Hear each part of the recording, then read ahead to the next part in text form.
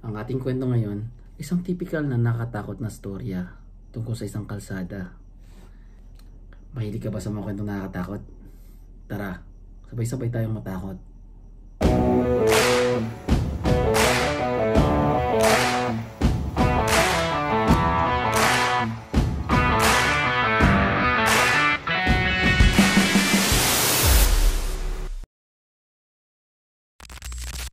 Kung mahilig ka sa mga kwentong horror, mystery, and urban legends, nasa tamang channel ka. Kaya huwag mo kalimutan mag-like and subscribe sa aking mga videos, and also to stay updated sa mga episodes natin. May isang kalsada sa Zamboanga City na may sabi-sabi na marami daw nagpapakita dito pagtapak ng dilim. And yung kalsadang ito ay malapit lang sa barangay kung saan ako nakatira dati.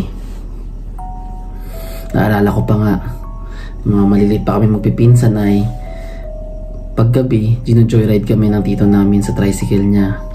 Marami kami magpipinsan. Nagkakasya na kami sa tricycle na yun. At madalas, pag binabaybay namin yung kalsadang yun na sobrang dilim, pinapatay niya ang kanyang tricycle para takutin kami. Lagi siyang may kwento tungkol sa isang babaeng pinawian ng buhay doon at sinabit sa isang puno. Sa sobrang takot namin ay nagsisiksikan kami sa loob ng tricycle at pumipikit na lang dahil naka-off yung tricycle. Tuwang-tuwa yung tito namin sa amin, pero hindi ko na-expect yung mga biro niya yun ay totoo. At kilala rin itong kalsadang ito natapunan ng mga nasawi dahil sa karahasan ng ibang tao.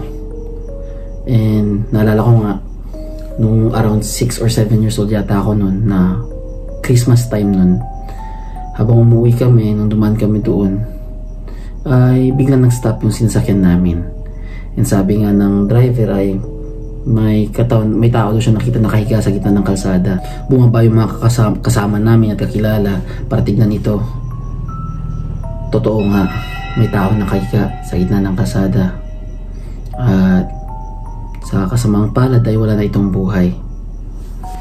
Umuwi kami kaagad pagkatapos nun. And hindi ko makalimutan yung experience na yun. Pero hindi lang once na na-experience ko ay may natagpo ang katawan sa kalsadang yun. Sa kalsada nga yun daw, sabi nila ay sobrang nakakatakot daw. May mga kwento-kwento nga kapag dumadaan ka daw doon ng gabi ng isa, mafe-feel mo daw na parang bumibigat lang bigla yung motor mo, na para bang may sumabay sa'yo na hindi mo makita. Minsan daw, mararamdaman mo na parang may umayakap sa'yo, pero matatakot kang tumingin sa salamin o lumingon man lang dahil hindi mo magugustuhan yung makikita mo. So, isa sa mga experience ko dati ay dumalo ako sa bahay ng best friend ko. And kung saan nakatira yung best friend ko ay mismo sa kalsadang yun. Pero mga panahon ito, college na ako. And may ilaw na. So, marami ng ilaw sa kalsada. So, hindi na siya nakakatakot talaga.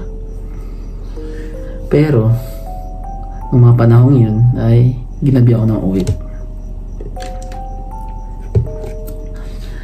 Habang pauwi ako ay nakita ko yung isang kaibigan ko na taga doon din sa barangay na yun. And makikisabay daw siya dahil dadalaw siya sa bahay ng girlfriend niya. Pumayag naman ako dahil madadaanan ko lang yung kung saan nakatira yung girlfriend niya. Pagka-drop ko sa kanya ay pinigilan niya ako dahil ayaw niya daw maglakad pabalik kahit malapit lang ito. Kaya hindi ko na lang siya pinalakad at hinatid ko siya pabalik. So ngayon, pauwi na ako. Ay hindi ko na-expect yung mga susunod na mangyayari. Habang nagdadrive ako pauwi, maraming ilaw ang liwanag ng kalsada, pero ako na lang mag-isa. Tansya ko midnight na nung time na yon. Sa di kalayuan may nakita ko isang babaeng nakaputi. Nakadress ito. And akala ko babae lang na may hinihintay sa kalsada. Habang palapit ako sa babaeng ito ay medyo nag-iba na yung ihip ng hangin. Para bang bumigat ito at lalong lumamig. Tinignan ko maigi kung anong itsura ng babae. Mahabang buhok niya at maganda yung dress na suot niya. Pure white ito. Pero nung andun ako sa distansya, nakitang-kita ko na siya. Biglang naglaki yung aking mga ulo. Nagulat ako sa nakita ko. Lumulutang yung babae. Sobrang takot ko. Bumilis yung tip ng aking puso and bumilis din yung takbo ng aking motor. Di na ako lumingon sa sobrang takot ko. Dali-daling umuwi. Ikwinento ko kay Papa yung nangyari and sa tito ko. Sabi niya sa akin na hindi daw biro yung sinasabi niya, kaya walang dumadaan na tricycle doon kapag gabi dahil doon.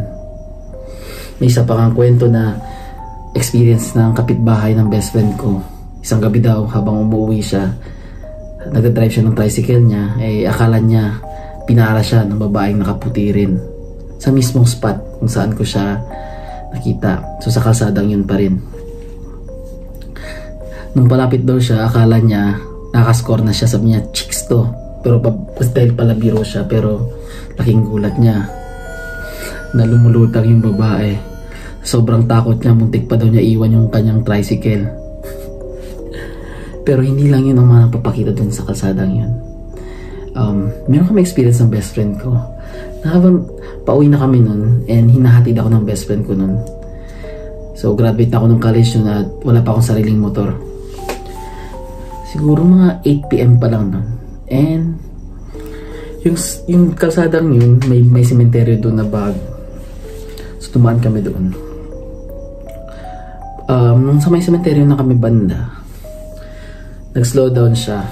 So habang dumadaan kami doon ay may nakita akong kandila. Akala ko security guard yung humahawak nun at itatawid niya papunta sa guardhouse. So nag-slow down yung best friend ko and tinanong ko siya, tignan mo yung kandila, parang lumulutang mag-isa. Sabi ng best friend ko, malikmata mo lang yan, guni-guni ko lang daw. So pinahinto ko siya. Huminto kami. Tiligan namin ng maayos. Malapit ang distansya namin sa gate ng sementeryo. Kaya kita-kita namin yun. Nasa labas ng gate yung kandila. Lumulutang ito ng mag-isa. Hindi ko alam kung nagmamalikmata ba kami dalawa, pero parehas kaming nakita. Sa sobrang takot ng best friend ko ay dari-dari niya pinaandar ang motor. Medyo natagalan kami ng konti dahil natataranta siya.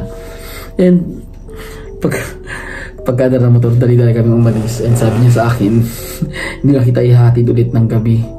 Ayaw niya na dumaan doon. Kahit ako, di ko naging gusto. Siguro mga ilang months pa bago ako dumaan ulit doon ng gabi. Sobrang takot. And yun, di ko alam or di ko ma-explain na bakit ba napapakita yung babaeng nakaputi doon lagi kapag mag-isa ka. Bakit ba siya nagpaparamdam, o isa ba siya sa mga biktima ng karahasan dati na kaya nagpaparamdam siya doon lagi hanggang ngayon. Ako, hindi na ako magdadare dumaan doon na mag-isa, lalo pag nakamotor or kahit nakakotse. So yun yung ating kwento ngayon, and I hope nag-enjoy kayo. So kung gusto nyo mag-share ng inyong kwento at ma-feature pa sa aking channel, pwede nyo i-email ako or mag-send kayo ng direct message sa aking Facebook page, which is Edbeast yung pangalan. And again, don't forget to leave a comment kung ano yung nagustuhan nyo sa part ng kwentong ito, and also like and subscribe for our new viewers. Help me reach 1K subs, and nandito lang tayo hanggang sa susunod.